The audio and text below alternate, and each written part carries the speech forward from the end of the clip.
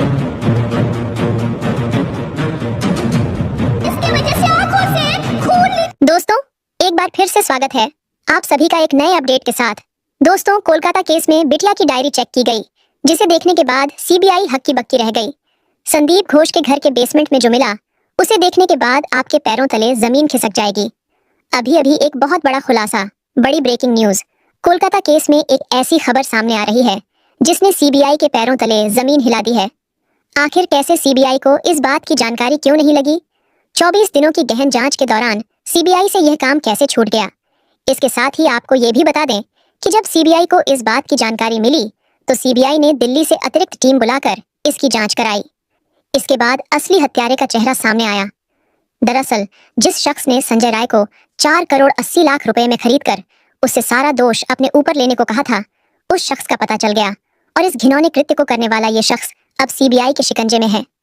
दरअसल आपको बता दें कि सीबीआई को 7 ऐसी बड़ी घटनाओं की जानकारी मिली जो सीबीआई को अब तक नहीं पता चल पाई थी। दरअसल इन सभी 7 घटनाओं की जानकारी सीबीआई को एक चश्मदीद ने दी थी। चश्मदीद ने बताया था कि डॉक्टर बिटिया का मोबाइल चेक करो। सीबीआई ने जब मोबाइल चेक किया तो उनके पैरों तले जमीन खिसक गई। एक चश्मदीद ने बताया कि प्रिंसिपल के घर पर छापा मारो, और जब छापा मारा गया तो उनके तहखाने से जो सच सामने आया उसे ईडी और सीबीआई दोनों दंग रह गए। चश्मदीद ने यह भी बताया कि बिटिया की डायरी चेक करो। जब डायरी की जांच की गई तो जो सच सामने आया उसे सीबीआई भी हैरान रह गई। आश्चर्य से आंखें खुली की खुली रह गईं। दरअसल सीबीआई 22 दिनों से इन सब चीजों की जांच कर रही थी, लेकिन उसके हाथ ये सब कुछ नहीं लगा, क्योंकि संजय रॉय को सीबीआई के सामने खड़ा कर दिया गया था और संजय रॉय सब कुछ कबूल कर रहा था। इस वजह से सीबीआई को लगा कि संजय रॉय और प्रिंसिपल संदीप घोष ही मुख्य आरोपी हैं और उन पर ही केस बंद हो जाएगा। लेकिन जब चश्मदीद ने सीबीआई को जानकारी दी तो सीबीआई के कान खड़े हो गए। सीबीआई ने तुरंत दिल्ली से अतिरिक्त टीम बुलाई और इन आरोपियों को सजा दिलाने के लिए नए सिरे से जांच शुरू कर दी। तो चलिए इस वीडियो में हम आपको बताएंगे कि सीबीआई को ऐसी कौन सी जानकारी मिली है जिसकी वजह से ये पूरा केस बदल गया, और साथ ही हम ये भी बताएंगे कि डॉक्टर बेटी के फोन के अंदर जो वीडियो बना था उसमें डॉक्टर बेटी कितना रो रही थी और वो वीडियो किसने बनाया। हम ये भी जानेंगे कि डॉक्टर बेटी के मोबाइल से मैसेज किसने भेजा, और हम ये भी जानेंगे कि जब डॉक्टर बेटी को प्रिंसिपल का काला सच पता चल गया तो फिर प्रिंसिपल ने उसे क्यों मरवा दिया। इन सब बातों पर हम चर्चा करेंगे, तो इस वीडियो को अंत तक जरूर देखें। और अगर आप सच में डॉक्टर बिटिया के लिए न्याय चाहते हैं और अगर आप उन्हें सच्ची श्रद्धांजलि देना चाहते हैं तो कमेंट बॉक्स में डॉक्टर बिटिया जरूर लिखें, और साथ ही इस वीडियो को लाइक करके डॉक्टर बिटिया को श्रद्धांजलि दें। आपके लाइक करने से आपका कुछ नहीं जाएगा, बल्कि आपके ऐसा करने से डॉक्टर बिटिया को श्रद्धांजलि मिलेगी और उन्हें उन दरिंदों को पता चलेगा कि भारत के करोड़ों लोग उन अपराधियों के खिलाफ आवाज बुलंद कर रहे हैं और साथ खड़े हुए हैं। कृपया उस गरीब लड़की को न्याय दिलाने के लिए कमेंट बॉक्स में justice for Kolkata female doctor लिखें। हम और हमारी टीम डॉक्टर बिटिया को न्याय दिलाने के लिए लगातार प्रयास कर रहे हैं, इसलिए हमें प्रोत्साहित करने के लिए कृपया चैनल को सब्सक्राइब करें। दरअसल बता दें कि सीबीआई अपने जांच में पूरी तरीके से बिजी थी और अपने जांच को वह अंतिम रूप देने के लिए तैयार थी। तभी अचानक एक चश्मदीद गवाह सामने आता है और सीबीआई को बताता है कि क्या आपने डॉक्टर बिटिया का फोन चेक किया। सीबीआई सन्न रह जाती है। फिर सीबीआई के लोग कहते हैं कि डॉक्टर बिटिया का फोन क्यों चेक करना है। चश्मदीद गवाह ने कहा, जरा आप एक बार चेक करिए। फिर सीबीआई अपने टेक्निकल टीम को डॉक्टर बिटिया का फोन देती है और इसके बाद जो पता चलता है, यकीन मानिए उसके कारण सीबीआई को अपनी पूरी की पूरी जांच को फिर से शुरू करना पड़ता है। दरअसल डॉक्टर बिटिया के मोबाइल में उस रात जो घटना घटी थी उसका वीडियो किसी ने रिकॉर्ड किया था। यह उन्हीं आरोपी में से एक आरोपी था जिसने अपने मोबाइल की जगह पर गलती से डॉक्टर बिटिया की मोबाइल से रिकॉर्डिंग शुरू कर दी थी। दरअसल डॉक्टर बिटिया का जो मोबाइल था और जो आरोपी का मोबाइल था वह दोनों एक ही मॉडल के थे, जिसके कारण वह आरोपी अपने मोबाइल की जगह पर डॉक्टर बिटिया के मोबाइल से रिकॉर्डिंग शुरू कर देता है। और जब उसे पता चलता है कि अरे ये तो दूसरे के फोन से रिकॉर्डिंग हो गया, तो वह तुरंत उस वीडियो को डिलीट कर देता। लेकिन सीबीआई उस वीडियो को वापस रिट्रीव करा लेती है और इसके बाद जब देखती है तो पूरा का पूरा खेल ही पलट जाता है। सीबीआई को सच में पता चल जाता है कि संजय राय को 4 करोड़ 20 लाख देकर के खरीदा गया है। एक थ्योरी के अनुसार बहुत पहले दावा किया जा रहा था कि संजय राय को फंसाया जा रहा है। संजय राय आरोपी तो है, लेकिन यह मुख्य आरोपी नहीं है। संजय रॉय ने बिटिया के साथ घिनौना काम किया तो था, लेकिन उसके साथ और भी थे। लेकिन सीबीआई को इसके खिलाफ कोई सबूत नहीं मिलता है, इसलिए सीबीआई को लगता है कि लोग ऐसे ही कह रहे हैं। लेकिन जब डॉक्टर बिटिया के मोबाइल को चेक किया जाता है तो यकीन मानिए उसमें जब संजय की सच्चाई पता चलती है तो सीबीआई को यह समझ में आ जाता है कि सच में संजय रॉय को 4 करोड़ 20 लाख रुपए इसलिए दिए गए थे ताकि वह यह पूरे का पूरा जो जघन्य अपराध है वह अपने सर पर ले ले। तभी तो जब संजय राय को पहली बार पुलिस ने पकड़ा था, तभी संजय राय कह रहा था कि हाँ, मैंने ही अपराध किया है, मुझे सजा जल्दी से जल्दी दो और मामला खत्म करो। तब भी पुलिस ने एक बार सोचा था कि आखिर संजय रॉय एक ही बार में अपराध को कबूल कैसे कर लिया। अभी तक तो हमने जांच भी नहीं किया, फॉरेंसिक रिपोर्ट भी नहीं आई और संजय राय अपने आप को आरोपी मान लिया। यह इसके पीछे 4 करोड़ 80 लाख बोल रहा था। यही नहीं, एक चश्मदीद गवाह ने यह भी जानकारी दी कि प्रिंसिपल के घर पर छापा मारा जाए।